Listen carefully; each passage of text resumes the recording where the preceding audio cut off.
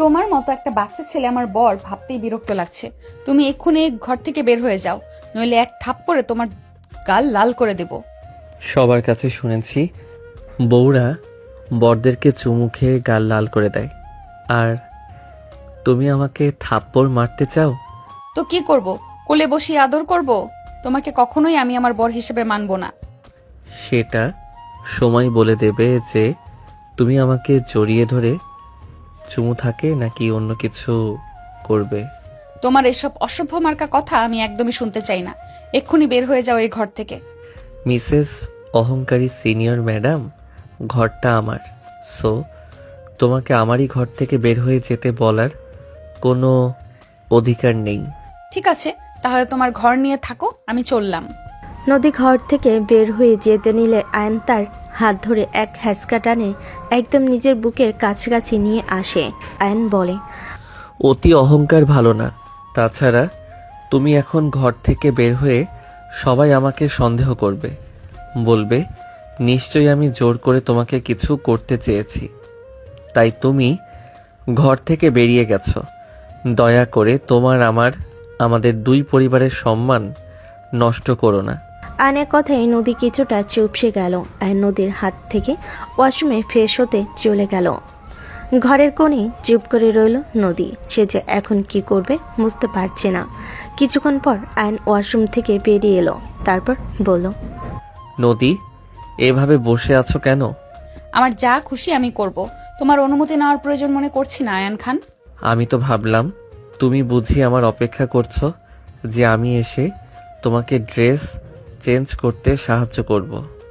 ফালতু কথা বলবে না, নিজের সীমায় থাকো।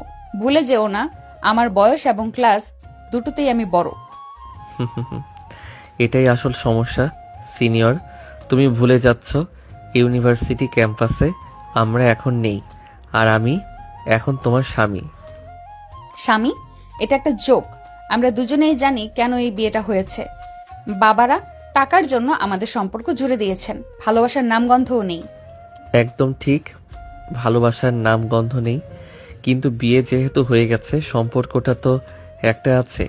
একটা সমঝোতায় আসতে পারি আমরা, এতে আমাদের দুজনেরই সুবিধা। সমঝোতা? তোমার মতো একটা জুনিয়রের সঙ্গে আপোষ করার জন্য আমি জন্মাইনি। আমি কালই বাবাকে সব বলবো আর এই বিয়ে ভেঙে দিব। বিয়ে ভাঙবে? এত সাহস তোমার? সমাজের চোখে তোমার বাবার সম্মান, আমার পরিবারের আশা, এগুলো তোমার অহংকারের চেয়ে কম গুরুত্বপূর্ণ নয়। তুমি খুব ভালো করেই জানো এই বিয়ে সহজে ভাঙা সম্ভব না। একবার ভেবে দেখো এর ফল কি হবে। তুমি ভয় দেখাচ্ছ? না, সত্যটা মনে করিয়ে দিচ্ছি। এখন বিশ্রাম নাও, আমরা দুজনকে স্পেস দেব। আপাতত স্বামী স্ত্রীর অভিনয়টা পরিবারের সামনে বজায় রাখতে হবে। এর বাইরে আমাদের ব্যক্তিগত জীবনে তুমি স্বাধীন, আমিও স্বাধীন। আর বিয়ে বিয়ে নাটক, এর সমাধান কি? মাত্র তো বিয়ে হলো, কিছুদিন যেতে দাও। আমরা পরিবারকে বুঝিয়ে দেব না আমরা একসাথে ভালো নেই, তাহলেই তো সমস্যার সমাধান হয়ে যাবে। মাত্রই বিয়ে হলো, এখনই যদি বিচ্ছেদের কথা বলো তাহলে সবাই তোমাকে ভুলই বসতে। তাহলে এই স্বামী স্ত্রীর নাটক কতদিন চলবে? আপাতত কয়েক মাস, তারপর সিদ্ধান্ত নেওয়া যাবে। ভালো, মনে রেখো আমার জীবনটা আমার, তোমার সঙ্গে আমার কোনো সম্পর্ক নেই। আপাতত না হয় নাই থাকলো। গুড নাইট মিসেস খান। আয়ন ঘর থেকে বেরিয়ে গেল। নদীর মুখে ফুটে উঠল এক কঠিন সংকল্প। গল্পটা চলে যায় 1 বছর আগের ঘটনায়। ইউনিভার্সিটির করিডর। আয়ন বন্ধুদের সাথে কথা বলছে। নদী ও তার দলবল সামনে উপস্থিত হলো। এই তোমরা কারা? মাঝখানে দাঁড়িয়ে জটলা করছো কেন? ক্যাম্পাসের নিয়ম জানো না? সিনিয়র, আমরা নিজেদের মধ্যে কথা বলছিলাম। ও, তোমরা তো বাচ্চা পোলাপান। এত সাহস তোমার যে সিনিয়রদের সাথে উচ্চ গলায় কথা বলো? আমার নাম জানো? জানি, নদী আহমেদ। বাহ, বেশ স্মার্ট তো। শোনো জুনিয়র, আমি এই ক্যাম্পাসের বস। এখানে আমার কথাই শেষ কথা। তুমি কি আমাদের ক্লাবে ঢুকতে চাও? এখনো সিদ্ধান্ত নেইনি। নাও, এটা তোমার ওয়েলকাম ট্রিট। যাও পরিষ্কার করে এসো, আর মনে রেখো তোমার মতো জুনিয়ররা আমার জন্য খেলার পুতুল মাত্র। তোমাদের মতো ছেলেদের আমি আমার পেছনে 24 ঘন্টাই ঘোরাই। ধন্যবাদ সিনিয়র, আপনার এই ইনফরমেশনে আমার নিশ্চয়ই কোনো উপকার হবে। তবে একটা কথা বলি, সময় সবসময় একরকম থাকে না। জুনিয়ররা যখন সিনিয়র হয় তখন খেলার চিত্রটা পাল্টে যায়। তোমার সাহস দেখে ভালো লাগলো, তবে সাহসটা যেন বেশি দূর না গড়ায়। আর একটা কথা বলি, তুমি যতদিনে সিনিয়র হবে ততদিনে এই ইউনিভার্সিটি থেকে আমার বিদায়ের ঘন্টি বেজে যাবে। নদী চলে গেল, আয়ন শুধু হাসল। গল্প চলে আসে বিয়ে একদিন আগের ঘটনায়। ফাইনাল পরীক্ষার পর রাতের খাবার টেবিলে। নদী, একটা ভালো খবর আছে, আমরা তোমার বিয়ে ঠিক করেছি। কি বলছো বাবা? বিয়ে? আমি এখন ক্যারিয়ার নিয়ে ভাববো। বিয়ে কেন? শান্ত হ মা, পাত্র খুব ভালো। তোর বাবার বন্ধু মিস্টার খান। আয়ান, আমি তোকে চিনি না, চেনা নেই জানা নেই এমন একটা ছেলেকে আমি বিয়ে করতে পারবো না। তাছাড়া তোমরা এই সিদ্ধান্ত নিলে আমাকে একবার জিজ্ঞাসাও করলে না। জিজ্ঞাসা করার কিছু নেই, সব ঠিক হয়ে গেছে। এই বিয়েটা আমাদের দুটি পরিবারের ব্যবসা এবং প্রতিপত্তির জন্য খুব জরুরি। বাবা, আমি তোমার ব্যবসার কোনো প্রোডাক্ট নই যে আমাকে নিয়ে ব্যবসায়িক চুক্তি করবে। এটা আমার জীবন, আমি আমার ইচ্ছের বিরুদ্ধে কিছু করব না। বাড়াবাড়ি করো না।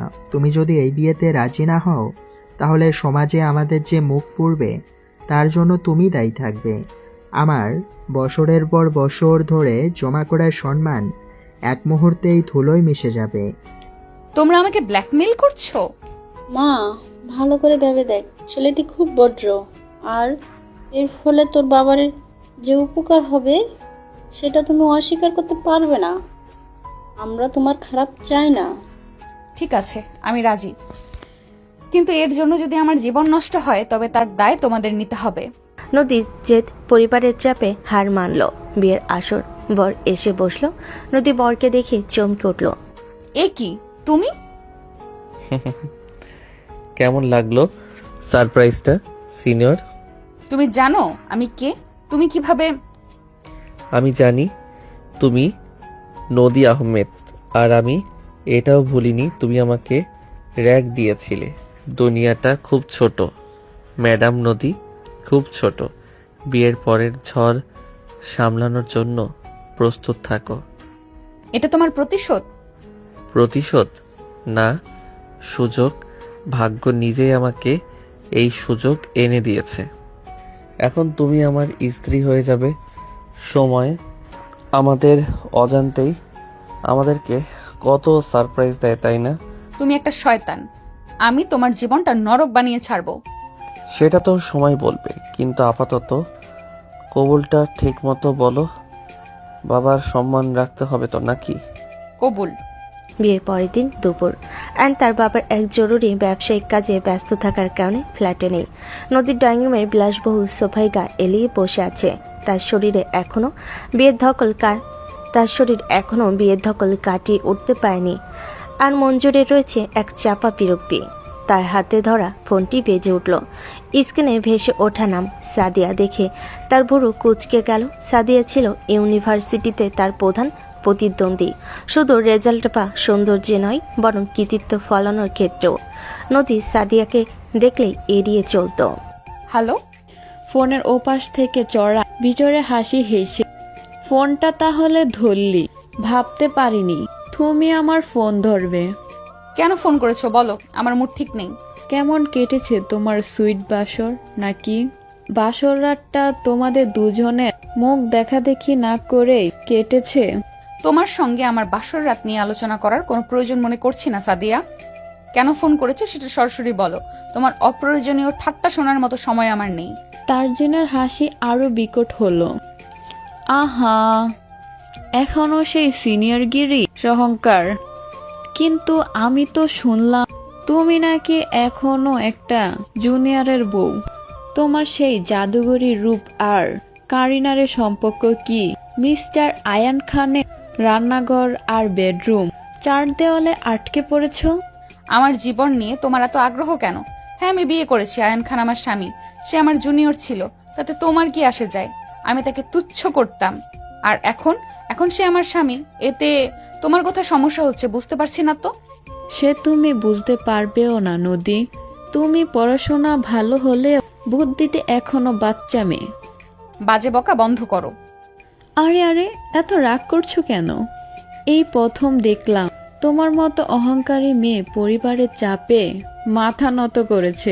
আমি তো সব সময় ভাবতাম তুমি যে কোনো ছেলের জীবনে নরক বানিয়ে দিবে, আর এখন তুমি নিজেই একটা নির্দিষ্ট বন্দী, অদৃশ্য নরকে বন্দী। তোমার বাবা মাকে প্রতিটি পদককে বাঁচাতে তোমার এই ত্যাগ, সত্যি বলতে এটা দেখে আমি খুব শান্তি পাচ্ছি। ভুল করছো সাদিয়া, আমি নত হইনি, আমি পরিস্থিতি সামলে নিয়েছি। আর তোমার তো আমার স্বামীর পরিচয় সম্পর্কে না জানার কথা নয়। সে এই শহরের সবচেয়ে বড় ব্যবসায়িক পরিবারের ছেলে। তোমার পরিবার যাদের কাছে কাজ ভিক্ষা চাইতো, আমি এখন সেই পরিবারের একমাত্র ছেলের বউ। তুমি ভুল করেছ নদী। আমি তোমার এই বিয়ের পিছনে আসল কারণ জানি।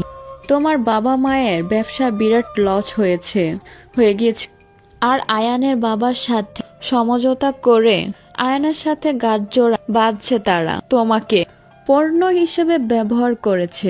তোমার এই কথাকথিত স্বামীর চোখে তোমার জন্য কোনো ভালোবাসা নেই, আছে শুধু জেদ আর প্রতিশোধ। সে তো তোমার সেই জুনিয়র যাকে তুমি সবার সামনে অপমান করেছিলে। সাদিয়ার কথাগুলো নদীর সবচেয়ে দুর্বল স্থানে আঘাত হানল। তার মুখ ফ্যাকাশে হয়ে গেল। চুপ করো, তুমি বানিয়ে বলছো। বানিয়ে বলেছিলে? তাহলে কেন এই বিয়েতে আয়ান এত আগ্রহী ছিল তোমার অহংকার ভেঙে দেওয়ার জন্য? সুযোগ সে সহজে ছাড়বে কেন? এখন বলো, তোমার সেই সিনিয়র সুলভ আচরণ তোমার শ্বশুর শাশুড়ির সামনে দেখাতে পারছো তো কি? তারা যদি জানে তোমাদের একমাত্র ছেলের বউ যে কিনা নদী আহমেদ, সে কিনা সৌন্দর্যের পেছনে আসক্ত কতটা উগ্র। নদী দ্রুত উঠে দাঁড়ালো, তার চোখ রাগে জ্বলছে। তুমি আমার জীবন নিয়ে খেলা করার চেষ্টা করলে। আমি তোমার জীবনের সব রং মুছে দিব। এই শহর খুব ছোট সাদিয়া, তোমার ক্যারিয়ার, তোমার সম্মান সব আমি তুড়ি মেরে শেষ করে দিতে পারি। তাই নিজের সীমানায় থাকো, আর মোটেও কোনো গুজব ছড়ানোর চেষ্টা করো না। তুমি আমাকে ভালোভাবে চেনো, এখন থেকে দূরে থাকো। নদী প্রচণ্ড ক্ষোভে ফোনটা সোফায় ছুঁড়ে মারল। তার হৃৎপিণ্ড দ্রুত লাফাচ্ছে। সাদিয়ার কথাগুলো নদীর মাথা ঘোরাতে লাগলো। সে বুঝতে পারল তার এই বিয়ে আর অহংকার এখন বাইরের মানুষের কাছে আলোচনার খোরাক। এই অপমান সহ্য করার চেয়ে বরং আইনের উপর আরও বেশি কৃতিত্ব ফলানো সহজ। এই মানসিক চাপ নদীর ভেতরে এক কঠিন সিদ্ধান্ত নিল। সে আইনকে নিজের দুর্বলতা বুঝতে দিবে না। সে তার বিধ্বংসী রূপকে আরও দৃঢ়ভাবে প্রতিষ্ঠিত করবে। আইনকে সে প্রমাণ দেবে আইন তা স্বামী হলেও সে তাকে নিয়ন্ত্রণ করতে পারবে না। বিয়ের কয়েকদিন পর আয়নের প্রত্যেক বাড়ি সকালে ব্রেকফাস্ট টেবিলে আয়ন, নদী, আয়নের বাবা মা উপস্থিত। নদীর মেজাজ এমনিতে খারাপ, কারণ সে তার পছন্দের কফি পাউডার খুঁজে পায়নি। সে টেবিলের মাঝখানে রাখা স্যান্ডউইচ প্লেটটা বিরক্তি নিয়ে সরিয়ে দিল। এই স্যান্ডউইচগুলো কে বানিয়েছে? এর থেকে বাসি বাসি গন্ধ আসছে। আমার তো মনে হয় কালকের তৈরি। মা, নদী এগুলো তো এখনই তৈরি করা হলো। আমি নিজে দাঁড়িয়ে থেকে বানিয়েছি। তোমার হয়তো পছন্দ হচ্ছে না, কি নিবে বলো? ডিম টোস্ট করে দিই? ডিম টোস্ট থাক, প্রয়োজন নেই। আমার খাবার আমি নিজেই তৈরি করে নিতে পারবো। আর শুনুন, আমি সাধারণত সকালে কফি ছাড়া কিছুই খাই না, কিন্তু এই বাড়িতে ভালো কোনো ইনস্ট্যান্ট কফি নেই। এটা খুব অদ্ভুত। মা, ইনস্ট্যান্ট কফি তো ফ্রিজেই আছে, তুমি হয়তো খুঁজে পাওনি। আয়নাকে জিজ্ঞেস করো। আর যদি তোমার পছন্দ না হয় তাহলে আমরা বরং তোমার জন্য বাইরে থেকে ভালো ব্র্যান্ডের কফি পাউডার নিয়ে আসি। আনিয়ে নেবেন? এই বাড়ির কি এতটুকু ব্যবস্থা নেই যে ভালো মানের কফি কিনে স্টক রাখবে? আমার স্ট্যান্ডার্ড বলে একটা কথা আছে। আমি অনেক বুঝে শুনে নিজের খাওয়া সহ বাকি সব মেনটেন করি। নদী, তুমি কি বলছো? সুলেখা নিজে কষ্ট করে সবকিছু তৈরি করছে, তুমি এভাবে বলতে পারো না। আঙ্কেল, আমি সত্যিটা বলেছি। এইসব খাবার আর ব্যবস্থা আমার সঙ্গে যায় না। আমি ইউনিভার্সিটিতে থাকাকালীন যে ক্যান্টিনে খেতাম তার মান এর চেয়ে ভালো ছিল। আর আমি মিথ্যা কথা বলতে শিখিনি। নদী, তুমি আমার ছেলেকে, আমার পরিবারকে অপমান করছো। আমি এত কষ্ট করে কি করেছেন? আমার জন্য দয়া দেখাচ্ছেন? আমার কোনো দয়ার প্রয়োজন নেই। আপনি হয়তো জানেন না, আমি আমার লাইফে এইসব ছোটখাটো বিষয় নিয়ে কখনো কম্প্রোমাইজ করিনি। আমি কেন করব? নদী, যথেষ্ট হয়েছে। তুমি এখনই মায়ের কাছে ক্ষমা চাও। ক্ষমা? আমি কেন ক্ষমা চাইবো? আমি সত্যি কথা বলেছি বলে তুমি আমাকে আদেশ করছো কেন? ভুলে যেও না, আমি তোমার সিনিয়র ছিলাম। তোমার বাবা মায়ের সামনে তুমি আমার সঙ্গে এমন আচরণ করতে পারো না। তোমার সিনিয়রগিরি তোমার ইউনিভার্সিটির জন্য ছিল নদী। এইটা আমাদের সংসার, আর এখানে কেউ কাউকে অপমান করতে পারে না। মায়ের কষ্ট হচ্ছে, তুমি দেখছো না? কষ্ট? অভিনয় করছেন। আর তুমি তুমি তোমার মায়ের পক্ষ নিচ্ছ, কারণ তুমি মাম্মাস বয়। তোমার এইসব আচরণ আমার অসহ্য লাগছে। তুমি আমাকে ক্ষমা চাইতে বলতে পারো না। থাক বাবা, নদী হয়তো একটু রেগে আছে, ওকে ক্ষমা চাইতে হবে না। নদীর দিকে তাকিয়ে আয়নের মা বলে, ঠিক আছে মা, তোমার জন্য আমরা সব নতুন ব্যবস্থা করব, কিন্তু তুমি এমনভাবে কথা বলো না, এতে পরিবারের শান্তি নষ্ট হচ্ছে। ধন্যবাদ, সেটাই করা উচিত। কথাটা বলে নদী টেবিল থেকে উঠে দাঁড়ায় আর আয়নের দিকে তাকিয়ে বলে, আর আয়ান, তুমি আমার সঙ্গে বাইরে এসো, তোমার সঙ্গে কিছু কথা আছে। নদী দম্ভ নিয়ে ডাইনিং টেবিল ছেড়ে চলে গেল। আয়নের মা চোখে জল নিয়ে বসে রইলেন। আয়ন বাবার দিকে অসহায়ভাবে তাকিয়ে তারপর নদীর পিছু নিল। বের এক সপ্তাহ পর রাতে বেডরুম। নদী নিজের বই নিয়ে সোফায় বসে আছে। আয়ন ড্রেসিং টেবিলের সামনে দাঁড়িয়ে বলে, তুমি সোফায় বসে আছো কেন? বিছানায় গিয়ে বসো। আমার যেখানে খুশি আমি সেখানে থাকবো, তোমার নির্দেশ মানতে আমি বাধ্য নই। আমি তোমাকে আগেই বলেছি আমি তোমার সঙ্গে একই বিছানায় শোবো না। নাটক বন্ধ করো। বাড়ির লোকেরা দেখলে কি ভাববে? আমরা এখন স্বামী স্ত্রী, অভিনয়টা পারফেক্ট হতে হবে। আমি তোমার জন্য অভিনয় করতে পারবো না। আমি একটা কথাও বলিনি এই সম্পর্ক নিয়ে। তুমি শুধু আমাকে তোমার প্রতিশোধের জন্য ব্যবহার করেছো। প্রতিশোধ? প্রতিশোধ নেওয়ার ইচ্ছে থাকলে তোমাকে আমি অনেক কিছুতেই জোর করতে পারতাম, সেই বৈধতাও আমার আছে, ভুলে যেও না। কিন্তু আমি সেসব কিছু চাই না। অস্বাভাবিকভাবে শুরু হওয়া একটা সম্পর্কে স্বাভাবিকভাবে সমাপ্তি হোক, আমি এটাই চাই। ততদিন অবধি সকলেও সামনে স্বাভাবিক আচরণ করো। বাইরে যখন বেরোবো তখন আমার হাত ধরে হাঁটতে হবে, হাসি মুখে আমার পরিবারের সঙ্গে মিশতে হবে। না হলে আমি কিন্তু তোমার অহংকার মাটির সাথে মিশিয়ে দিতে দুইবার ভাববো না। তুমি আমাকে ব্ল্যাকমেল করছো। একে ব্ল্যাকমেল বলো না নদী, একে পারস্পরিক বোঝাপড়া বলো। তুমি আমার বউ, অভিনয় করো, আমিও তোমার স্বামী, অভিনয় করব। আমরা একে অপরের জীবনে নাক গলাবো না, কারো কোনো কাজে বাধা হয়ে দাঁড়াবো না। রাজি? ঘৃণা করি তোমাকে। আমি জানি, কিন্তু চুক্তিতে রাজি আছো কিনা বলো। রাজি, কিন্তু মনে রেখো, তুমি সীমা অতিক্রম করলে আমি তোমাকে ছাড়বো না। আশা করি তার প্রয়োজন পড়বে না। আয়ন রাতে নদীর ল্যাপটপ দেখতে পেল, যেটা সে ভুল করে লগ ইন করা অবস্থায় রেখে গেছে। সেখানে একটা ছদ্মনামের অ্যাকাউন্ট, যার পোস্টগুলো খুবই আপত্তিকর এবং কিছু বিতর্কিত রাজনৈতিক বিষয় নিয়ে লেখা। এটা কি নদী? নীলুফার বেগমকে? আর এই পোস্টগুলো কিসের? তুমি আমার ব্যক্তিগত জিনিসে হাত দিয়েছো কোন অধিকারে? অধিকার আছে, যেহেতু তুমি আমার স্ত্রী, আমরা একই ঘরে থাকছি, তাই তোমার গোপন কোনো দিক থাকলে তা জানার অধিকার আমার আছে। এই অ্যাকাউন্টটা তোমার ছদ্মনাম, তাই না? তাতে তোমার কি? এটা আমার ব্যক্তিগত বিষয়। ব্যক্তিগত বিষয়? তুমি সেখানে বিশ্ববিদ্যালয়ের প্রশাসন নিয়ে আপত্তিকর মন্তব্য করছো। কিছু পোস্টে তো মনে হচ্ছে তুমি কিছু বড় ষড়যন্ত্রের ইঙ্গিত দিচ্ছ। আমাকে সত্যি করে বলো, তুমি কোনো ঝামেলায় পড়েছো? আমি কোনো ঝামেলায় পড়িনি, কিন্তু তুমি আমাকে জেরা করছো কেন সেটাই তো বুঝতে পারছি না। আমি জেরা করছি না, শুধু জানতে চাইছি তোমাকে কেন বারবার মনে করিয়ে দিতে হয় যে তুমি আমার বিয়ে করা বউ। এটাই আমি বুঝতে পারছি না। তুমি আমার নামের বউ হও বা সামাজিক তাই হও, তোমার কোনো সমস্যা হলে তোমার সাথে সাথে আমি এবং আমার পরিবারও বিপদে পড়বে। স্পষ্ট করে বলো, তুমি এই নীলুফার বেগম হয়ে কি করছো? আমি এই বিষয় নিয়ে কোনো কথা বলতে চাই না, আর তোমাকেও জড়াতে চাই না। আমার থেকে দূরে থাকো। আমাকে জোর করতে বাধ্য করো না, সত্যি করে বলো কি হয়েছে। তুমি কি জানতে চাও? হ্যাঁ চাই, দয়া করে সব খুলে বলো। ঠিক আছে, বলছি। আমি বিশ্ববিদ্যালয়ে কিছু অনিয়ম নিয়ে গবেষণা করছিলাম, কিন্তু এটা খুবই গোপন ছিল।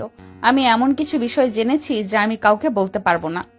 এখানে বিশ্বাস অনেক বড় বিষয়। কে বন্ধু কে শত্রু আমি নিজেই বুঝতে পারছি না। বিশ্বাস তো আমাদের মাঝে তৈরি হয়নি নদী, কিন্তু তুমি আমাকে বিশ্বাস করতে পারো। জীবনসঙ্গী হিসেবে না হোক, অন্তত তোমার বন্ধু তো আমাকে ভাবতেই পারো। শুধু সব খুলে বলো আমাকে। আমার কাছে কিছু প্রমাণ আছে। সে আমাদের ভার্সিটিতে খুবই গোপনে নেশাদ্রব্য ছাত্রছাত্রীদের মধ্যে ছড়িয়ে দিচ্ছে। ছাত্রছাত্রীরা নিজেদের অজান্তেই নেশাদ্রব্যে অ্যাডিক্টেড হয়ে যাচ্ছে। ভয়ঙ্কর বিষয়, আমার চোখে তো কখনো এমন কিছু পড়েনি। সেটা তোমার বিষয়, কিন্তু আমার চোখে পড়েছে, তাই আমি এটা নিয়ে ধীরে ধীরে এগোনোর চেষ্টা করছি। কিন্তু এতে তো তুমি বিপদে পড়তে পারো। তবুও আমার কাছে পেছানোর উপায় নেই। তুমি তো পুলিশের হেল্প নিতে পারো। তোমার কাছে যা আছে সব পুলিশের হাতে তুলে দাও, বাকিটা তারা ইনভেস্টিগেশন করে বের করে নেবে। তুমি যত সহজে কথাটা বলে ফেললে, বিষয়টা তত সহজ নয়। পুলিশে জানলে ওরা টাকা খাইয়ে পুলিশের মুখ বন্ধ করে দেবে। এরপর হয়তো ওরাও কিছুদিন চুপ থাকবে, তারপর ওরা আবার শুরু করবে। আর পুলিশকে জানালে ওরাও জেনে যাবে কে পুলিশকে ইনফরমেশন দিয়েছে। তখন কি ওরা আমাকে ছেড়ে দেবে? আয়ন কিছু বলতে পারল না, কারণ নদীর কথাই যুক্তি আছে। তাহলে কি করতে চাও? এখনো ঠিক করিনি, দেখা যাক কতদূর কি করতে পারি। আমার হেল্প লাগলে জানিও। আয়নের কথাই নদী কিছু বলল না। আয়ন মনে মনে কিছু ভাবলো, তারপর রুম থেকে বেরিয়ে গেল। নদীর গোপন সোশ্যাল মিডিয়া অ্যাকাউন্টের কথা জানার পর আয়ন স্থির হতে পারছিল না। সে তার পুরনো বন্ধু শুভর সঙ্গে দেখা করার জন্য একটি নিরিবিলি ক্যাফেতে গেল। শুভ বর্তমানে একজন অনুসন্ধানী সাংবাদিক হিসেবে বেশ পরিচিত। চায়ে চুমুক দিতে দিতে, কিরে এখন আমার কাছে এলি কেন? নতুন বিয়ের পর বউকে নিয়ে তো ব্যস্ত থাকার কথা। বউ আর বন্ধু দুটোই আমি মেনটেন করতে পারি। মাল্টিটাস্কার বলে কথা। শুভ, তোর কি 3 বছর আগে ভার্সিটিতে যে ম্যাসাকার হয়েছিল সেটার কথা মনে আছে? আরে কি বলিস, থাকবে না কেন? ওই একটা ঘটনা আমার জীবনের মোড়ই ঘুরিয়ে দিয়েছিল। কলেজ ক্যাম্পাসে একটি সায়েন্স প্রজেক্ট থিওরি চুরি হয়ে গিয়েছে। এই প্রজেক্টটা অনেকগুলো স্টুডেন্টের পরিশ্রমের ফল ছিল। এটা নিয়ে ছাত্রদের মধ্যে বিশৃঙ্খলা হয়। কলেজ কর্তৃপক্ষ শিক্ষকদের ভুল আছে যেন চুরির দায় ছাত্রদের উপর দিয়ে কিছু অসাধু শিক্ষককে বাঁচানোর চেষ্টা করছিল। শুভ শোন, ডিপার্টমেন্ট হেড এই ফাইলটা গায়েব করতে চাইছেন। আমাদের প্রজেক্টটা চুরি হয়েছে, আর স্যার বলছেন এটা আমাদেরই ভুল। আমি জানতাম ওই হেড অফ ডিপার্টমেন্ট তো বরাবরই দুর্নীতিবাজ, কিন্তু আমরা কি করব? আমাদের হাতে কোনো প্রমাণ নেই। প্রমাণ আছে, এই দেখ, আমি লুকিয়ে এই চুরির চ্যাটগুলোর ছবি তুলেছি। কিন্তু কেউ আমাদের কথা বিশ্বাস করবে না। সবাই ভাববে আমরা জুনিয়ররা শুধু ঝামেলা করছি। না, আমরা চুপ থাকবো না। প্রমাণ যখন আছে তখন ভয় কিসের? প্রিন্সিপালকে আমরা বিশ্বাস করতে বাধ্য করব। তোকে শুধু আমার পাশে থাকতে হবে। আমি জানি কিভাবে কি করতে হবে। চল আমার সাথে। তুই সত্যি এটা করবি? তোর ক্যারিয়ার রিস্ক হয়ে যেতে পারে। আমার ক্যারিয়ার নয়, সত্যটা আগে। তুই শুধু ব্যাকআপ দিবি। আমার কাজ আমি জানি। ফ্ল্যাশব্যাক শেষ হয় সেই দুর্নীতি শুভ ফাঁস করেছিল, যার কারণে আয়ন তার সততা এবং সাহসের উপর আস্থাশীল। অনেক বড় একটা ব্লান্ডার হতে চলেছে। কি ব্যাপার খুলে বল। শুভ, খুব সিরিয়াস ব্যাপার। তোর সাহায্য দরকার। আমার মনে হচ্ছে বড় কিছু একটাতে আমার স্ত্রী জড়িয়ে পড়েছে। তোর স্ত্রী? নদী আহমেদ, ক্যাম্পাসের সেই অহংকারী সিনিয়র? হ্যাঁ আমি জানি তোরা ওকে অপছন্দ করতিস, কিন্তু এখন সে আমার স্ত্রী। আর সে হয়তো বিপদে আছে। দেখ। নদীর নীলুফার বেগম অ্যাকাউন্টে স্ক্রিনশট দেখালো। শুভ স্ক্রিনশট দেখতে দেখতে বলে, নীলুফার বেগম, বাহ, তোমার স্ত্রী ছদ্মনামে ইউনিভার্সিটির অ্যাডমিন নিয়ে লিখছে। আর সেই পোস্টগুলো, এইগুলো তো শুধু অভিযোগ নয়, এইগুলো গুরুতর কিছুর ইঙ্গিত মনে হচ্ছে। ঠিক তাই। আমাকে বল, এই ধরনের রহস্য ফাঁস করতে হলে প্রথম ধাপ কি হওয়া উচিত? প্রথম ধাপ হলো বিশ্বাস। তুই কি তোর স্ত্রীকে বিশ্বাস করিস? সে সত্যিই ষড়যন্ত্রের অংশ নয়, বরং শিকার। এটা নিশ্চিত তো? আমি নিশ্চিত না। তার অহংকার আর জেদের কারণে সে এখনো সবকিছু স্বীকার করছে না, কিন্তু আমি অনুভব করছি সে বিপদে আছে। আমি তাকে বিয়ে করেছি বাধ্য হয়ে, কিন্তু এখন আমি তার পাশে দাঁড়াতে চাই। তুই আমার পাশে থাকবি? তুই তো সাংবাদিক, তোর বুদ্ধি আর নেটওয়ার্ক ছাড়া আমি এগোতে পারবো না। তুই তো সেই কলেজ জীবন থেকেই সত্যের পক্ষে থাকিস। তোর স্ত্রী সিনিয়র হোক বা অহংকারী, যদি সে অন্যায়ের জন্য লড়ে থাকে তবে আমি তার পাশে থাকব। কিন্তু একটা কথা মনে রাখিস, এইসব হাই প্রোফাইল কেসে হাত দেওয়া খুব বিপজ্জনক। আমরা সাবধানে এগোবো। তোর স্ত্রীকে সব সত্য বলতে বলবি। এটাই চাইছিলাম। জানতাম তুই আমাকে ফেরাবি না, কিন্তু মনে রাখিস আমার পরিবার যেন এর আঁচ না পায়। তোর চিন্তা নেই। আর হ্যাঁ, বিয়ের কথা তো লুকিয়ে রাখলি, পার্টিটা কিন্তু বাকি রইল মিস্টার খান।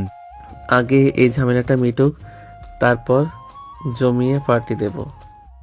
তুই একটু বস, আমি 10 মিনিটের মধ্যে আসছি। কোথায় যাচ্ছিস? আমি যাচ্ছি না, বরং 10 মিনিটের মধ্যে আসছি। তুই কিন্তু যাস না, বস। মিনিট 20 পর শুভ ফিরে এসে টেবিলে বসে। কোথায় গিয়েছিলি? ছিলাম আশেপাশে। তোর বউ নদী আহমেদ, তাই তো? হ্যাঁ। তুই জানিস ওর নাম? জানি। এবার শোন, এই ব্যাপারে কিছু খবর আছে আমার কাছে। ইউনিভার্সিটির অ্যাডমিনিস্ট্রেশনের বড় ধরনের কিছু ঘটেছে। কিছু ছাত্র এই ঘটনায় জড়িত। আর নদী? কারো কারো মতে নদী ছিল সেই গ্রুপের মাস্টারমাইন্ড। যদিও সরাসরি কোনো প্রমাণ নেই, তবে একটা সময় সে বেশ সক্রিয় ছিল, কিন্তু সে হঠাৎ চুপ করে গেল। গুজব আছে তাকে চুপ করিয়ে দেওয়া হয়েছিল। চুপ করিয়ে দেওয়া হয়েছিল? হ্যাঁ, কিছু ক্ষমতাধর ব্যক্তি চাপ ছিল হয়তো। এই দেখ, সে সময়কার কিছু পুরনো নিউজ ক্লিপ। তোর বউ একটা বড়সড় খেলার অংশ ছিল দোস্ত। ধন্যবাদ শুভ, খুব সাবধানে থাকিস। এই তথ্যগুলো এখন খুব স্পর্শকাতর। বুঝতে পারল নদী তাকে যা বলেছে তা পুরোপুরি বলেনি, আড়ালে আরও বড় কোনো রহস্য লুকিয়ে আছে। রাতের বেলায় হঠাৎই নদীর বাবা ফোন করে বলে, হ্যালো নদী, অর্পা কি তোর বাসায় গেছে? না তো বাবা, ও আমার বাসায় এলে তো আমি তোমাকে জানাতাম। কেন, কি হয়েছে? অর্পাকে খুঁজে পাচ্ছি না বিকেল থেকে, ওর ফোনও বন্ধ বলছে। কোথাও খুঁজে পাচ্ছি না। ওর কোনো বন্ধু, আমাদের আত্মীয় স্বজন সবাইকে ফোন করেছি, কিন্তু অর্পা কোথাও নেই। কি বলছো বাবা? অর্পা নেই? কোত্থেকে নেই? জানি না মা, বিকেল থেকে ওর ফোন বন্ধ। কলেজ থেকে বলল ও কলেজেও নাকি যায়নি। আমরা পুলিশকে খবর দিয়েছি, কি করব বুঝতে পারছি না। চিন্তা করো না, আমি খোঁজ নেওয়ার চেষ্টা করছি, তুমি টেনশন করো না। নদী ঘাবড়ে গেল। সে বুঝতে পারছে না কি করবে, আর নদীর কাছে এগিয়ে আসে। কি হয়েছে? কোনো সমস্যা? অর্পা নিখোঁজ, আমার বোনটাকে খুঁজে পাওয়া যাচ্ছে না। কিন্তু এটা কিভাবে হলো বুঝতে পারছি না কিছু। শান্ত হও নদী।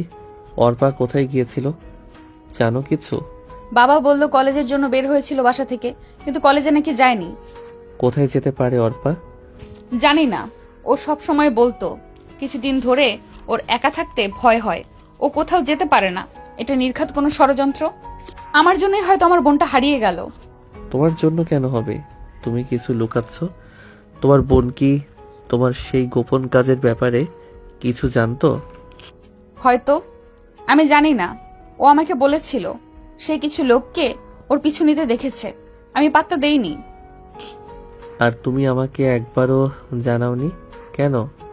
এগুলো ও আমার বিয়ের আগে বলতো, আমার বিয়ে হওয়ার পর আর কখনো কিছু বলেনি। চিন্তা করো না, আমরা দুজন মিলে খোঁজ শুরু করব। এই নিখোঁজ হওয়াটা স্বাভাবিক নয়। নদীর বিয়ের এবং অর্পা নিখোঁজ হওয়ার বেশ কিছুদিন আগে, রাত তখন প্রায় 9টা। নদী তার ঘরে বসে ল্যাপটপে কিছু গুরুত্বপূর্ণ কাজ শেষ করেছে। তার ঘরে নীরবতা ভেঙে দরজা কড়া নাড়ল অর্পা। তার চোখে স্পষ্ট আতঙ্ক। অর্পা, এখন কেন এসেছিস? আমি জরুরি কাজ করছি, তুই পরে আসিস, যা এখন। আপু প্লিজ শোনো, আমি খুব ভয়ে আছি। আমার না ভালো লাগছে না, আমার মনে হচ্ছে কি আমাকে ফলো করছে। ফলো করছে? কে ফলো করছে? তুই কি কোনো সিনেমার হিরোইন যে তোমাকে মাফিয়ারা ফলো করবে? এইসব নিয়ে ভাবিস না, বই নিয়ে বসে পড়াশোনা কর। এখন যা, বিরক্ত করিস না। আমি সিরিয়াস আপু, আজ বিকেল থেকে একটা কালো সেডান গাড়ি আমাদের বাসার গলি দিয়ে দুবার গেছে, আর কাল রাতেও ছাদে যেন কিসের একটা শব্দ হয়েছিল। আমি শিউলি কাকিমাকে জিজ্ঞেস করেছিলাম, কিন্তু তিনি বললেন হয়তো বিড়াল ছিল। শিউলি কাকিমা বলেছেন বিড়াল, আর বলছিস কে না কে মাফিয়া? তুই না এত কমিক পড়া থ্রিলার সিনেমা দেখা বন্ধ কর। তোর এখন একমাত্র কাজ হলো মন দিয়ে পড়াশোনা করা, কারণ সামনেই পরীক্ষা। তোর কাল্পনিক গল্প আমাকে শোনাতে আসিস না। আপু, কিন্তু আরেকটা জিনিস মনে আছে, কয়েক সপ্তাহ আগে তুমি আমাকে যে পুরনো পেন ড্রাইভ দিয়েছিলে ব্যাকআপ রাখার জন্য? হ্যাঁ, দিয়েছিলাম। কেন, সেটা কি খারাপ হয়েছে? না, আমি ওটা দেখতে গিয়ে দেখি তাতে তোমার এনক্রিপ্টেড ফাইল। আমি কৌতূহলবশত ফাইলটা খোলার চেষ্টা করেছিলাম। না, আমি তো কোনো কোড জানতাম না, কিন্তু নামগুলো দেখা যাচ্ছিল। তাতে রৌফ আঙ্কেল, ট্রাস্ট রিপোর্ট আর একটা নাম দেখলাম, পিঙ্ক ডায়মন্ড। তুই এটা কি করলি? তোর এত সাহস হলো কিভাবে আমার কাজের ফাইলে হাত দেওয়ার? তোকে কে অনুমতি দিল? আমি দুঃখিত আপু, কিন্তু ওই নামগুলো দেখে আমার খুব অদ্ভুত লাগছিল। আর যখন থেকে আমি ফাইলটা দেখতে গেছি, আমার ল্যাপটপ কিছু উল্টাপাল্টা পপ আপ আসছে। মনে হচ্ছে কেউ যেন আমার সব অ্যাক্টিভিটি নজর রাখছে। নজর রাখছে? অবশ্যই নজর রাখবে, কারণ তুই একটা অপরাধ করেছিস। গুরুত্বপূর্ণ তথ্য না বলে দেখার চেষ্টা করেছি। শোন অর্পা, ওই ফাইলগুলো আমার একান্ত ব্যক্তিগত কাজ। তোর এই অতিরিক্ত কল্পনা আর বাড়াবাড়ি বন্ধ কর। আপু বিশ্বাস করো, আমার খুব ভয় করছে। আমার মনে হচ্ছে ওই লোকগুলো তোমার ফাইলগুলোর জন্য আমাকে ফলো করছে। ওরা হয়তো জানে আমি কিছু দেখেছি। এসব ফলো করার গল্প বানানো বন্ধ কর। ওরা জানে, ওরা কি জানে? ওরা জানে নদী আহমেদের বোন অর্পা আহমেদের মাথা খারাপ হচ্ছে। তোর যদি এত ভয় করে তাহলে চুপচাপ নিজের ঘরে থাক। আর আমার কাজে যদি আর একবার হাত দিয়েছিস তবে তার ফল ভালো হবে না। তোমার সেই বাচ্চামি সুলভ কৌতূহল তোর জন্যই বিপদ ডেকে আনবে। ঠিক আছে আপু, আমি আর কাউকে কিছু বলবো না। আমি ভেবেছিলাম তুমি অন্তত আমার কথা শুনবে। অর্পা কাঁদতে কাঁদতে ঘর থেকে বেরিয়ে গেল। নদী ল্যাপটপ খুলে আবার কাজে মন দিল, কিন্তু তার মনটা খচখচ করতে থাকলো। সে মুহূর্তের জন্য ভাবল পিঙ্ক ডায়মন্ড কোডটা অর্পা জানলো কিভাবে, কিন্তু পরক্ষণে তার মন তাকে বোঝাল অর্পা নিশ্চয়ই কোনো সিনেমা দেখে এমন কথা বলছে। নদী জানতো না তার এই ছোট্ট ভুল অর্পার জন্য বিপদ ডেকে আনবে। পরের দিন আয়ন ও নদী দুজনেই অর্পাকে খুঁজতে বের হয়। তোমার বন্ধু কি পারবে অর্পার খোঁজ বের করতে? চেষ্টা করবে, আমিও চেষ্টা করব, কিন্তু কতক্ষণ করতে পারবো? কেন এভাবে বলছো কেন? জানি না, কিভাবে আর বলবো বলো। তুমি তো এখনো কিছু বিষয় গোপন রাখতে চাইছো। আমি বিশ্বাস করতে পারছি না এত বড় একটা জিনিস তুমি আমার কাছে গোপন করেছো। তুমিও তো আমাকে জোর করে বিয়ে করেছো, আমি কাকে বিশ্বাস করব? তোমার উদ্দেশ্য কি আমি জানি না। তুমি প্রতিশোধ নিচ্ছ না অন্য কিছু, তাও জানি না। প্রতিশোধ নিলেও কি তোমার বোনের জীবন তো এখানে জড়াতাম না। তোমার সাথে আমার টুকটাক ঝামেলা থাকলেও অর্পার সাথে তো নেই। আমি এতটা খারাপ নই যে অর্পার মতো বাচ্চা একটা মেয়ে সমস্যায় পড়েছে আর আমি হাত গুটিয়ে বসে থাকবো। এই সংকটের সময়ও তুমি আমাকে অবিশ্বাস করছো। তোমার অহংকার তোমাকে অন্ধ করে দিয়েছে নদী। যদি এটা আমার সেই কাজের ফল হয় তাহলে আমি জানি যারা আমাকে হুমকি দিয়েছিল তারাই হয়তো অর্পাকে তুলে নিয়েছে। হুমকি? কারা তোমাকে হুমকি দিয়েছিল? কয়েক মাস আগে আমাকে ফোন করা হয়েছিল, বলা হয়েছিল যদি আমি চুপ না করি তাহলে আমার পরিবারের ক্ষতি হবে। আমি ভয় পেয়ে আর কিছু বলিনি। তুমি একটা বোকা মেয়ে, এত বড় একটা ঝুঁকি কেন নিলে? এখন আমি বুঝতে পারছি তোমার অহংকারের চেয়েও বড় একটা বিপদ আমাদের সামনে দাঁড়িয়ে আছে। তুমি কি আমায় সাহায্য করবে নাকি এখনো আমার উপর প্রতিশোধের কথাই ভাবছো? অর্পা আমারও পরিবারের সদস্য। এখন আর অহংকার বা প্রতিশোধের সময় নয়, এখন শুধু টিকে থাকার সময়। আমরা একসঙ্গে এর মোকাবেলা করব। তোমার আমাকে বিশ্বাস করতেই হবে। নদীর কঠিন মুখ নরম হলো। সে এই প্রথম আয়নের চোখে শুধু জেদ নয়, সত্যিকারের উদ্বেগ দেখল। নদী বুঝতে পারল যে আয়ন এতটাও খারাপ মানুষ নয় যতটা সে ভাবছে। সন্ধ্যা গড়িয়ে রাত হয়েছে, বাইরে প্রবল বাতাসের শব্দ। আয়ন এবং নদী একটি পুরনো এবং নির্জন ক্লাব হাউসের কাছাকাছি তাদের গাড়ি পার্ক করেছে। এই ক্লাবটি রোফ এখন গোপনে ব্যবহার করে। আয়নের হাতে একটি উচ্চ ক্ষমতা সম্পন্ন প্যারাবোলেটিক মাইক্রোফোন এবং লিসেনিং ডিভাইস আছে। তাদের লক্ষ্য রোফ আর তার সঙ্গীর কথাবার্তা শোনা, তাদের পরবর্তী পদক্ষেপ বুঝতে পারা, যেন এরাও সতর্ক হতে পারে, সঠিক পদক্ষেপ নিতে পারে। তুমি নিশ্চিত তো এই ডিভাইস কাজ করবে? ক্লাবটার দেওয়ালগুলো তো অনেক পুরো মনে হচ্ছে। এটা বিশ্ববিদ্যালয়ের প্রজেক্টের জন্য তৈরি হয়েছিল। সামান্য দেয়াল এটাকে আটকাতে পারবে না। শুভ নিশ্চিত করেছে রৌফ আর জামিল আজ এখানে বসার কথা। ওরা দুজনই ভাবছে ওরা এখন নিরাপদ, আর এটাই আমাদের সুযোগ। শুভ, তোমার সব কাজে কেন এই সাংবাদিক বন্ধুকে লাগবে? তুমি কি নিজে কিছু করতে পারো না? এখনো সেই জুনিয়র সুলভ নির্ভরতা? আমি জানি তুমি এটা না করলে তোমার মনে শান্তি আসবে না। তোমার এই অহংকারটা রেখে দাও নদী। এখন আমাদের জুনিয়র সিনিয়র খেলার সময় নয়। আমি শুভর টেকনিক্যাল ক্ষমতা ব্যবহার করছি, আর তোমার কাজ হলো চুপ থাকা এবং তথ্যগুলো বিশ্লেষণ করা। মনে রেখো আমরা দুজনই এখন একই নৌকার যাত্রী। ঠিক আছে, আমি আমার মুখ বন্ধ করছি। কিন্তু যদি সামান্য ভুল হয়, আয়ান তুমি জানো আমি কতটা জেদি, কি করতে পারি। আয়ন মাথা নাড়ল এবং মনোযোগ দিয়ে ডিভাইসের শব্দ শোনার চেষ্টা করলো। কিছুক্ষণ পর স্পিকারে অস্পষ্ট কিন্তু চিহ্নিত দুটি কণ্ঠস্বর শোনা গেল। একটি কণ্ঠ রোফে, অন্যটি জামিলের। জামিল, তুমি নিশ্চিত করো কোনো প্রমাণ যেন না থাকে। ওই ফাইলগুলো আমার জন্য খুব বিপজ্জনক। আর অর্পা, ওই মেয়েটা। স্যার, আমি সব ঠিক করে দিব, কিন্তু অর্পার নিখোঁজ নিয়ে একটু বেশি বাড়াবাড়ি হচ্ছে না? যদি পুলিশকে ওরা জানায় তাহলে তো আমাদের বিপদ। ওরা পুলিশকে জানাবে না মেয়ে নিখোঁজ। এই কথা ছড়িয়ে গেলে ওদের তার মান সম্মান কিছু থাকবে না। ওটা ওদের মাথায় ভালো করে ঢুকিয়ে দেওয়া হয়েছে, কোনো সমস্যা হবে না। স্যার, আপনি যত সহজে বলছেন বিষয়টা এতটাও সহজ নয়। নদীর যেই জেদ, ও যদি বেঁকে বসে আর পুলিশকে জানায়? পুলিশ আমার হাতের মুঠোয়। অর্পাকে নিয়ে চিন্তা করো না, মেয়েটা এখন নিরাপদ হেফাজতে আছে। সে শুধু একটা নাম জানে, একটা কোড। সেই কোডটা আমার দরকার। অর্পাকে মারার কোনো ইচ্ছা নেই আমার। কাজ হয়ে গেলে ওকে আমি এমনিতেই ছেড়ে দেব। বাচ্চা মেয়ে একটা। এদিকে নদী রোফ আর জামিলের কথা শুনে উত্তেজিত হয়ে উঠল। কোড শুনছো? ও কোডের কথা বলছে। প্লিজ শান্ত থাকো, আমাকে শুনতে দাও। রোফ আর জামিলের কথাবার্তা এখনো চলমান। আমার এখন টাকার চেয়ে ওই কোডটা জরুরি। আজ রাত 12টার মধ্যেই সব শেষ করতে হবে। কাল সকালে যেন কোনো সূত্র না থাকে। আমার আন্তর্জাতিক পাচারের কাজটা যেন না থামে। তোমার কাজ হলো সব কিছু রেডি রাখা। স্যার, কিন্তু সেই পিঙ্ক ডায়মন্ড নিয়ে কি হবে? পাচারটা কি সত্যি হবে? অবশ্যই হবে। পিঙ্ক ডায়মন্ড কোডটা শুধু আমার জানা দরকার। ওই কোড ছাড়া আমার হিসেব গায়েব হয়ে যাবে। আর ওই কোডটা অর্পার কাছে আছে। তুমি দ্রুত অর্পাকে তৈরি করো। আজ শেষ চালান। এটা আমার জীবনের সবচেয়ে বড় চাল। সব কথা শুনে নদী আতঙ্কিত হয়ে ওঠে। পিঙ্ক ডায়মন্ড, আয়ান অর্পা ঠিকই বলেছিল। এই লোকগুলো শুধু দুর্নীতিবাজ নয়, ওরা আন্তর্জাতিক অপরাধী। আজ রাত 12টা আর পিঙ্ক ডায়মন্ড, এর মানে অর্পার কাছে কোনো গুরুত্বপূর্ণ তথ্য আছে যা ওরা টাকা পাচারে ব্যবহার করবে।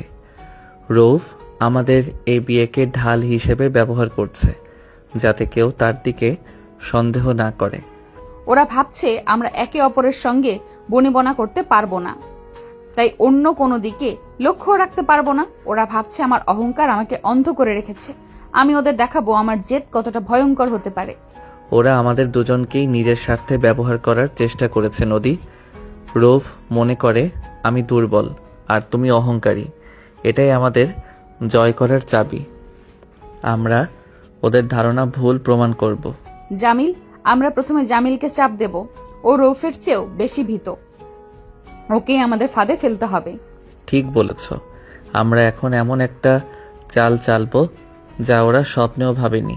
চলো, এই ক্লাব হাউসের ভেতরে কি চলছে সেটা এখন দেখার বিষয় নয়। এখন আমাদের পরবর্তী চাল তৈরি করতে হবে। আয়ন ডিভাইসটি দ্রুত বন্ধ করে দিল। এখন সময় নতুনভাবে সব পরিকল্পনা করা। আয়ন এবং নদী গভীর রাতে ড্রয়িং রুমে বসে আছে। নদীর ল্যাপটপে তার পুরনো নির্ভর বেগম অ্যাকাউন্টের ফাইলগুলো খোলা। এই ফাইলগুলো ভালো করে দেখতে হবে। নদী, তোমার কাজটা কি ছিল আমাকে স্পষ্ট করে বলো। কোনো লুপহোল রাখা চলবে না। ইউনিভার্সিটির টেন্ডার আর নিয়োগ প্রক্রিয়া নিয়ে একটা বিশাল দুর্নীতি হয়েছিল। কয়েকজন সিনিয়র প্রফেসর আর অ্যাডমিনিস্ট্রেশনের হাই অ্যাপস এর পেছনে ছিল। অর্পাকে আমি কিছু তথ্য কপি করে রাখতে দিয়েছিলাম। অর্পার কাছে কি ছিল? শুধু কপির জন্য ওকে তুলে নেবে কেন? আমি শিওর না, কিন্তু অর্পা গত সপ্তাহে এই ফাইলগুলো দেখে আমাকে বলেছিল, আপু এই লোকগুলো কিন্তু শুধু টাকা খাচ্ছে না, এদের পেছনে আরো বড় কেউ আছে। বড় কেউ মানে কোনো রাজনৈতিক বা মাফিয়া কানেকশন? সম্ভবত আমি এই এনক্রিপ্টেড ফাইলটা খুলতে পারিনি। এটা একটা পাসওয়ার্ড প্রোটেক্টেড ডকুমেন্ট। আমার মনে হচ্ছে অর্পা হয়তো এই পাসওয়ার্ডটা জানে, অথবা এটা ওপেন করার চেষ্টা করেছিল। ঠিক আছে, এখন আমরা দুজন, আমার বন্ধু শুভ সাংবাদিক, সে এসব তথ্য নিয়ে কাজ করতে পারে, কিন্তু আমাদের প্রমাণের প্রয়োজন। এই ফাইলটা খোলো। তোমার অহংকার নিয়ে আমার খেলার সময় এখন শেষ। এখন আমার বোনের মতো একজনকে বাঁচানোর প্রশ্ন। আর তোমার সেই সিনিয়র অহংকার, আমার ধৈর্য সব একপাশে রাখো। আমি তোমাকে বিশ্বাস করছি, তুমি শুধু সত্যটা বলবে। আমরা স্বামী স্ত্রী না হই, অন্তত দুজন মানুষ হিসেবে এই লড়াইটা লড়ব। তুমি কেন এত সাহায্য করছো? এখনো তোমার প্রতিশোধের সুযোগ আছে। তুমি আমাকে পুলিশের হাতে তুলে দিতে পারো। ধন্যবাদ আয়ান, এই প্রথম আমি তোমার উপর ভরসা করলাম। পাসওয়ার্ড অর্পার কোনো প্রিয় মানুষের নাম হতে পারে। নাম, ডাকনাম, কোনো সংখ্যা, সব চেষ্টা করো। তারা দুজন মিলে ফাইল নিয়ে কাজ শুরু করলো এবং তাদের ফাঁকে ফাঁকে দুজন মধ্যকার দূরত্ব ধীরে ধীরে গলতে শুরু করলো। পরদিন আয়ন ও নদী একসাথে বের হয়ে ইউনিভার্সিটির সেই পুরনো প্রফেসর মিস্টার জায়নের খোঁজ করতে গেল। মিস্টার জামান এই দুর্নীতির মূল হোতাদের একজন ছিল। এই গেস্ট হাউসে কেন? জামান স্যার তো এখন ইউনিভার্সিটিতে নেই। আমার কাছে খবর আছে, উনি এই শহরেই আছেন। উনি এখন ভয়ে লুকিয়ে আছেন। আমাদের বুঝতে হবে কেন তিনি চুপ। উনি একমাত্র চাবি। তারা দুজন গেস্ট হাউসের লবিতে অপেক্ষা করছে। মিস্টার জামান সিঁড়ি দিয়ে নামতেই নদী এগিয়ে গেল। জামান স্যার, আপনি কেমন আছেন? কি খবর আপনার? নদী, তুমি এখানে? তুমি আমার কাছে এসেছো কেন? চলে যাও, আমাকে একা থাকতে দাও। একা থাকতে চাইলেই কি পারা যায়? অপরাধ সবসময় ছায়ার মতো করে পেছনে পড়ে থাকে। আমার কাছে কি চাই তোমার? যত যাই করো, আমি কোনো কিছু জানি না। তা বলতে তো হবে না স্যার। আমার বোন নিখোঁজ, এর পেছনে কি আপনার কোনো হাত আছে? না না, আমার কোনো হাত নেই। আমি অনেক আগেই এসব থেকে সরে এসেছি। আমাকে জোর করা হয়েছিল। আপনাকে কে জোর করেছিল স্যার? আমাদেরকে খুলে বলুন। মেয়েটি এখন বিপদে, আমাদের সাহায্য করুন। বললাম তো আমি কিছু জানি না। এখনই এখান থেকে চলে যাও। স্যার, আমরা আপনাকে অনুরোধ করছি সাহায্য করার জন্য। দয়া করে আমাদের কঠোর হতে বাধ্য করবেন না। কি করবে তোমরা? তোমরা আমার কিছু করতে পারবে না। আমরা অনেক কিছুই করতে পারি। আপনার ভালো মানুষের পেছনের খারাপ মুখোশ উন্মোচন করে দিতে পারি। তোমরা আমাকে ভয় দেখাচ্ছ। ভয় দেখিয়ে কোনো লাভ নেই। আমি অর্পার বিষয়ে কিছু জানি না। আপনি যদি কিছুই না জানেন, তাহলে নদীর বোনের নাম যে অর্পা, এটা কি করে জানলেন? মিস্টার জামান এবার সত্যি সত্যি ভয় পেলেন। বুঝতে পারলেন যে আর বেশিক্ষণ আয়ান নদীকে তিনি কথার জালে আটকে রাখতে পারবেন না। শুনুন স্যার, আমাদের বোকা বানানোর চেষ্টা করে লাভ নেই।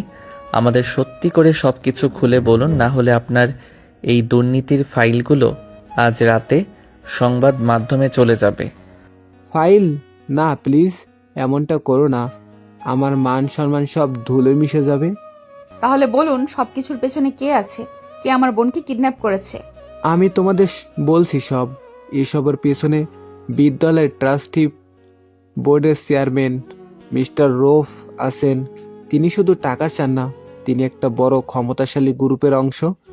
আমাকে তারা ভয় দেখিয়েছে। রৌফ আঙ্কেল আমাদের পারিবারিক বন্ধু? হ্যাঁ, তিনি। অর্পা হয়তো তার আসল উদ্দেশ্য জেনে গিয়েছিল। তিনি আমাকে বলেছিলেন যদি কেউ এই বিষয়ে মুখ খোলে তবে তার পরিবারকে শেষ করে দেয়া হবে। ধন্যবাদ স্যার, আপনি এই শহরে আর 1 মিনিটও থাকবেন না, চলে যান। নদী অবাক হয়ে যায়। মাইক্রোভয়েস ডিভাইস দিয়ে তারা দুটো গলার আওয়াজ পেয়েছিল, কিন্তু সেখানে একটা যে মিস্টার রৌফের সেটা নদী বা আইন তখন বুঝতে পারেনি। আমার বাবা মা রৌফ আঙ্কেলকে বিশ্বাস করেন, এই বিয়েও তো প্রায় তারই উদ্যোগেই হয়েছে। এটাই আসল খেলা। রৌফ শুধু তোমার বাবার বন্ধু নয়, সে চেয়েছিল তোমার বাবার ব্যবসা আর পরিবার সব নিজের নিয়ন্ত্রণে রাখতে, আর তুমি সেই পথে কাটাচ্ছিলে। তারা একটা কফি শপে বসে। নদী এখনো রৌফের ব্যাপারটা মানতে পারছে না। আমি বিশ্বাস করতে পারছি না রৌফ আঙ্কেল এত মিষ্টি ব্যবহার করেন, আর আমার বিয়েটাও তিনি কেন চাইবেন আমার জীবন নষ্ট করতে? রৌফ তোমাকে বিয়ে দিতে চেয়েছিল যাতে সে তোমাকে কাছ থেকে নিয়ন্ত্রণ করতে পারে, কিন্তু সে জানতো না তার ফাঁদ তাকেই বিপদে ফেলবে। সে চেয়েছিল তুমি আমার স্ত্রী হয়ে ঘরে বসে থাকো, আর তোমার ফাইলগুলো যেন সে আর খুঁজে না পায়। তার মানে তুমিও এই ষড়যন্ত্রের অংশ হতে পারো? তুমি কি রৌফের লোক? নদী অবিশ্বাসী চোখে আইনের দিকে তাকায়। নদীর মনের অবিশ্বাস আইনকে কষ্ট দেয়। এখনো অবিশ্বাস? আমি যদি তার লোক হতাম তবে আমি কেন তোমাকে সাহায্য করতাম? কেন তোমার বোনকে খুঁজতাম? কেন তোমাকে এত বড় তথ্য দিতাম? আমি এই বিয়ে ভাঙতে চাইনি, কারণ আমি জানতাম তোমার বাবা মায়ের ওপর চাপ পড়বে, আর আমি তোমার বাবার ব্যবসায়িক অংশীদার। আমার নিজের স্বার্থ জড়িয়ে আছে। আমার ভুল হয়েছে, আমি দুঃখিত। আমি এখনো আমার অহংকারী জেদি মনকে কন্ট্রোল করতে পারছি না। থাক, এখন আর ক্ষমা চাওয়ার দরকার নেই। তোমার সেই জেদ, সেই সাহস, সেটাই আমাদের এখন কাজে লাগবে। এখন থেকে আমরা একে অপরের শক্তি। আমাকে বলো, আমরা অর্পাকে কোথায় খুঁজতে পারি? অর্পা যেখানেই থাকুক, এই এনক্রিপ্টেড ফাইলটা যদি খুলতে পারি তবেই প্রমাণ হবে। ফাইলটার পাসওয়ার্ড হতে পারে প্রমিস। অর্পা এই শব্দটা খুব ব্যবহার করত।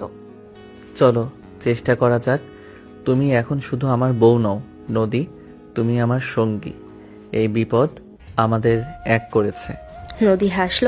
সে হাসিতে প্রথমবার অহংকার নয়, ছিল নির্ভরতা। তাদের এই সংকটের মধ্যেই একে অপরের প্রতি এক গভীর অনুভূতি তৈরি হতে শুরু করলো। সম্পর্কের ভিত্তি বদলাতে শুরু করলো অবিশ্বাস থেকে বিশ্বাসে, দ্বন্দ্ব থেকে ভালোবাসায়। আইন এবং নদী মধ্যরাতে ল্যাপটপে কাজ করছে। প্রমিস পাসওয়ার্ড ব্যবহার করে এনক্রিপ্টেড ফাইলটি অবশেষে খোলা গেছে। ফাইলটিতে মিস্টার রৌফের স্বাক্ষরিত কিছু গোপন লেনদেন ও চ্যাট লগ আছে। আয়নাটা খুলে গেছে, দেখো রৌফ আর তার লোকজনের সব চ্যাট লগ। অর্পা ঠিকই বলেছিল, এই লোকগুলো শুধু দুর্নীতিবাজ নয়, ওরা একটা আন্তর্জাতিক পাচার চক্রের সঙ্গেও যুক্ত। অবিশ্বাস্য, ইউনিভার্সিটির আড়ালে এত বড় অপরাধ। এখন আমরা এই তথ্য দিয়ে কি করব? পুলিশকে দিলে হয়তো রৌফ প্রমাণ গায়েব করে দেবে। ঠিক সেই মুহূর্তে নদীর ফোন বেজে উঠল আননোন নম্বর। নদী ভয়ে ফোনটা রিসিভ করে। হ্যালো নদী আহমেদ, তুমি একটা বড় ভুল করছো, যা তোমার নয় তাতে হাত দিয়েছো। তোমার বোন যেখানে আছে তুমিও সেখানে যেতে চাও। অর্পা কোথায়? তাকে ছেড়ে দাও। তাকে পেতে হলে তোমার কম্পিউটার থেকে ওই ফাইলটা ডিলিট করো, নয়তো তোমার অহংকার আর জেদ তোমাকে বেশি দিন বাঁচিয়ে রাখতে পারবে না। তোমার স্বামীকে বাঁচানোর কথাটাও একবার ভেবে দেখো। কল কেটে গেল। নদী ফোনটা হাতে নিয়ে কাঁপছে। কি বললো?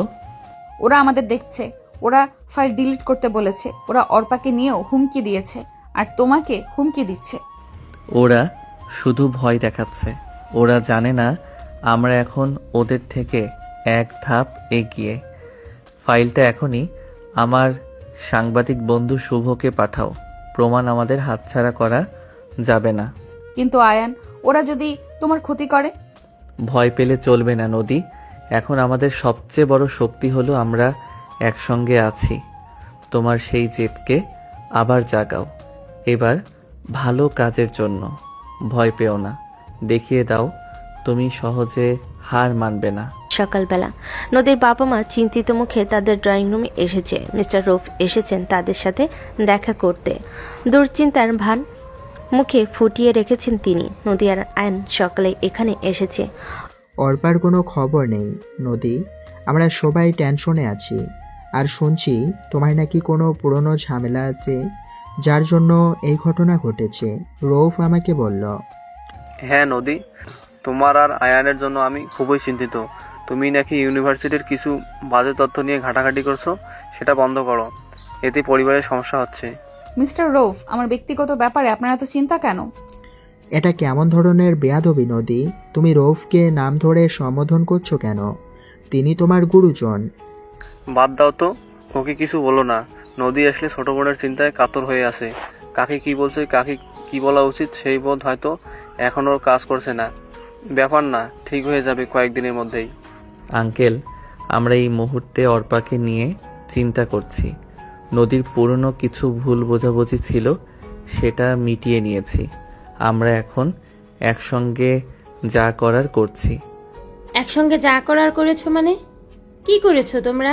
সত্যি করে খুলে বলো। পুলিশকে আবার কিছু জানিয়ে দাওনি তো? আমাদের ভয় করছে বাবা। আন্টি রিল্যাক্স, টেনশন করার মতো কিছু আমরা করছি না। আপনি শান্ত থাকুন। মা, তোমরা প্লিজ রৌফ আঙ্কেলের কথায় কান দিও না। আঙ্কেল, আমার বোন নিখোঁজ, আর আপনি এসে আমাকে হুমকি দিচ্ছেন। আমি হুমকি দিচ্ছি? নদী, তুমি কিন্তু আমার মান সম্মান, নদী তুমি কিন্তু আমার অসম্মান করছো। আমি তোমাদের সাহায্য করতে এসেছি। আমি তো নিজেকে এই পরিবারের সদস্য মনে করি। আঙ্কেল, আপনার সাহায্যের দরকার নেই। আমরা নিজেদের কাজ নিজেরাই সামলাতে পারবো। আপনি বরং অন্য কিছু নিয়ে ব্যস্ত থাকুন। আপনার অফিসে মনে হয় এখন অনেক কাজ। অপমানে রৌফের মুখ লাল হয়ে গেল। সে বুঝতে পারল সে যেই গুটি চালতে এখানে এসেছিল সেটা এখন আর কাজে দেবে না। ঠিক আছে, আমি চললাম, কিন্তু এর ফল ভালো হবে না। তোমরা যদি আমার কথা না শোনো, তবে তোমাদের পরিবারের উপর আরও বড় বিপদ ঘনিয়ে আসবে। সেটা আমরা সামলে নেব, আপনাকে এত চিন্তা করতে হবে না। রাগে গজগজ করতে করতে রৌফ চলে গেল। বাবা মা নদীর দিকে অসহায়ভাবে তাকালেন। কি করছো তোমরা নদী? রৌফ এত রেগে গেলেন? বাবা প্লিজ, আমাদের বিশ্বাস করো, যা করছি তা আমাদের পরিবারের ভালোর জন্যই। শুধু আমাদের সময় দাও। আঙ্কেল আন্টি, আমরা আপনাদের পরে সব জানাবো। আমাদের উপর বিশ্বাস রাখুন প্লিজ। নদী আর আয়ন নদীদের বাড়ি থেকে বেরিয়ে এলো। নদীর বাবা মায়ের চিন্তিত মুখ আর সহ্য করতে পারছিল না, কিন্তু এখনো সে ঘটনার আদি অন্ত কুলকিনারা করতে পারছে না। আয়ন এবং নদী একটি কফি শপে তাদের বন্ধু শুভর সঙ্গে দেখা করার জন্য অপেক্ষা করছে। শুভ এনক্রিপ্টেড ফাইলগুলো সংবাদ মাধ্যমে পাঠানোর ব্যবস্থা করবে। এমন সময় আয়নের ফোন বেজে উঠল। ফোনটি তার বাবা মায়ের ব্যবসায়িক অংশীদার মিস্টার জামিলের। আয়ন ফোন ধরে একটু দূরে সরে গেল। হ্যাঁ আঙ্কেল, বলুন। রয়্যার ট্রেডার্সের ফাইল কি তোমার কাছে আছে? কি বলছিলেন? আমার কাছে থাকবে কেন? আপনি বাবাকে জিজ্ঞেস করতে পারেন। কিন্তু রূপ তো বললো তোমার কাছেই নাকি আছে। রৌফ আঙ্কেল, না না, তিনি এমন কথা কেন বলবেন? তিনি তো আমার সঙ্গে এই বিষয়ে কোনো যোগাযোগ করেননি। কিন্তু রূপ তো বললো তোমার কাছেই। ফাইল? কোন ফাইল? আমি কিছুই জানি না। ঠিক আছে, আমি দেখছি। আয়ন ফোন রেখে ফিরে এলো। নদী তার দিকে সন্দেহজনক দৃষ্টিতে তাকিয়ে আছে। কার ফোন ছিল? মিস্টার জামিলের? তুমি আমার থেকে দূরে গিয়ে গোপন কথা বললে কেন? উনি এমনি ফোন করেছিলেন, কিছু ব্যবসায়িক ঝামেলা নিয়ে আলোচনা করছিলেন। রৌফের ব্যাপারটা জানতে চাইছিলেন। রৌফের ব্যাপারটা তুমি কি তাকে বলেছ যে আমরা ফাইলগুলো ওপেন করতে পেরেছি? তুমি আবার রৌফের দল থেকে টাকা খাচ্ছ না তো? নদী, কি বলছো তুমি? এইসব ফাইল হাতে থাকার পরেও তুমি আমাকে সন্দেহ করছো? সন্দেহ করব কেন? তোমার আমার বিয়েই যেখানে একটা ডিল, সেখানে কিভাবে বিশ্বাস করব? আর এখন তোমার বাবার ব্যবসায়িক বন্ধু তোমাকে গোপনে ফোন করেছে ফাইলের কথা জানতে চাচ্ছে। এই জামিলের সাথে রৌফের কথা শুনেছিলাম, ভুলে গেছো? এত সব দেখে তাহলে তুমিই বলো কিভাবে বিশ্বাস করব? আমি এত সহজে বিশ্বাস করতে পারছি না যে তোমার উদ্দেশ্য কেবল অর্পাকে বাঁচানো। হয়তো তুমি রৌফের কাছ থেকে টাকা নিয়ে সব তথ্য গায়েব করে দেবে। তোমার অহংকারী মনোভাবের কারণেই তুমি যখনই দুর্বল হও তখনই তুমি অন্যদের উপর দোষ চাপাও। তোমার ধারণা সবাই তোমার বিপক্ষে। আমি তোমার জন্য এত বড় ঝুঁকি নিচ্ছি আর তুমি আমাকে বিশ্বাস করতে পারছো না? বিশ্বাসের কোনো কারণ নেই। প্রথম দিন থেকেই তোমার সব কাজ ছিল রহস্যময়। তুমি আমাকে তোমার কাছে টেনে নিতে চাইছো যাতে আমি তোমার হাতের পুতুল হয়ে যাই। ঠিক আছে নদী, যথেষ্ট হয়েছে। যদি তুমি আমাকে বিশ্বাস না করো তাহলে আমি আর তোমার সঙ্গে এই কাজে নেই। একা লড়ো। আমি এই ফাইলগুলো শুভকে দেব, এরপর আমি সব কিছু থেকে সরে যাব। যাও যাও, তুমি তোমার মতো স্বার্থপরদের আমার দরকার নেই। আমি একা লড়তে জানি, সব সময় লড়েছি। তুমি যাও। আয়ন এক মুহূর্ত দাঁড়ালো, গভীর দৃষ্টিতে নদীর দিকে তাকালো। তার চোখে ছিল হতাশা আর রাগ। তারপর সে শুভকে ফাইলগুলো দেওয়ার জন্য দ্রুত হেঁটে চলে গেল। নদী সেখানে একা বসে অতিরিক্ত জেদের কারণে সে কাঁদতে পারল না, কিন্তু ভেতরে কষ্ট তাকে দুমড়ে মুচড়ে দিল। তাদের সম্পর্কে একটা ভুল বোঝাবুঝির কারণ ভেঙে গেল। পরের দিন নদী একা বাড়িতে বসে আছে। ফাইলগুলো ফাঁস হয়ে গেছে, সংবাদ মাধ্যমে তোলপাড় শুরু হয়েছে। নদীর বাবা মা ক্রমাগত ফোন করে চলেছেন। নদী জানে সে হয়তো আইনকে ভুল বুঝেছে, কিন্তু তার অহংকার তাকে ক্ষমা চাইতে দিচ্ছে না। হঠাৎ নদীর পুরনো সহপাঠী রিনা, যে নদীর সেই গোপন অ্যাকাউন্টের কথা জানতো, ফোন করলো। হ্যালো রিনা। নদী, তুই টিভি দেখছিস?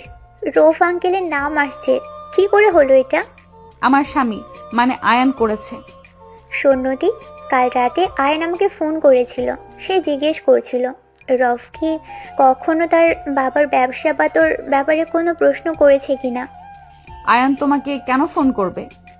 সে জানতে চাইছিল তোর বাবা মা যেন রফকে কোনোভাবেই সন্দেহ না করেন, কারণ তোর বাবার সব ব্যবসায়িক তথ্য রফের হাতে যাচ্ছে। সে খুব টেনশানে ছিল। সে আমাকে বলেছিল নদী হয়তো আমাকে ভুল বুঝবে, কিন্তু ওর পরিবারের নিরাপত্তা আগে। সে এমন কথা বলেছে? হ্যাঁ, আর শোন, আয়ান তোর বাবাকে ফোন করে বলেছে তিনি যেন জামিল আঙ্কেলের কথা বিশ্বাস না করেন, কারণ জামিল আঙ্কেলও রফের লোক।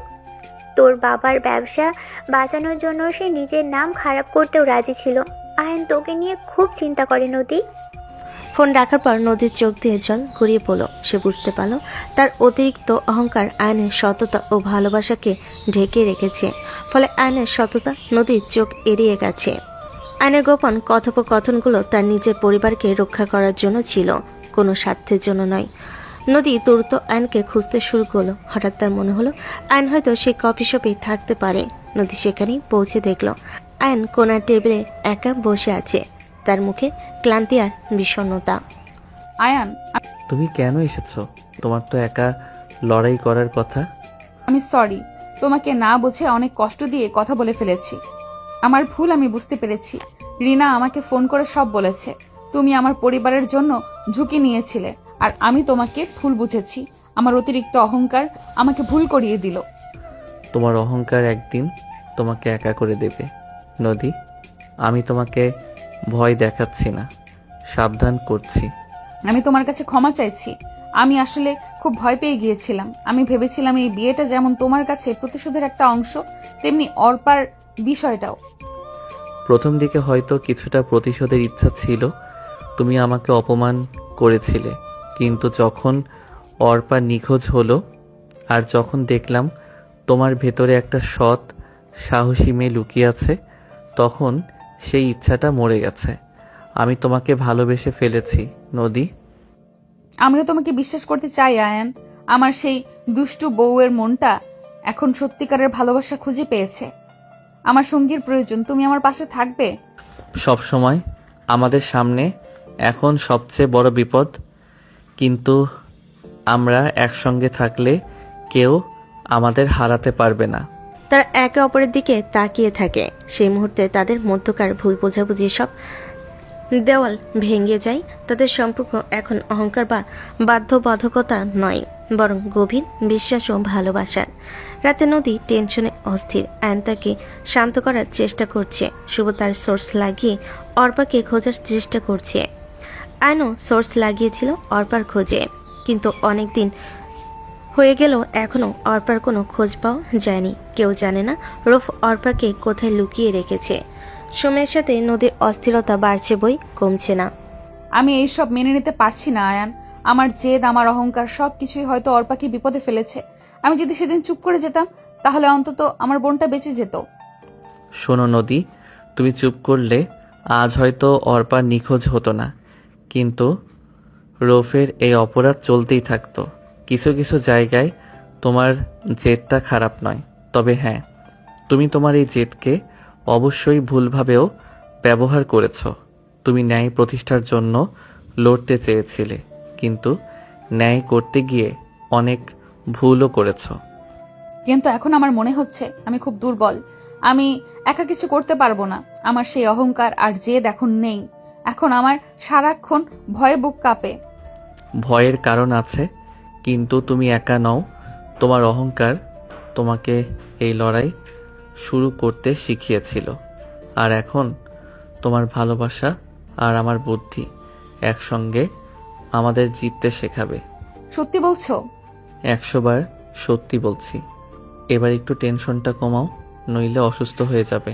আমি জানি না কি হবে, কিন্তু তুমি পাশে আছো দেখে আমি সাহস পাচ্ছি।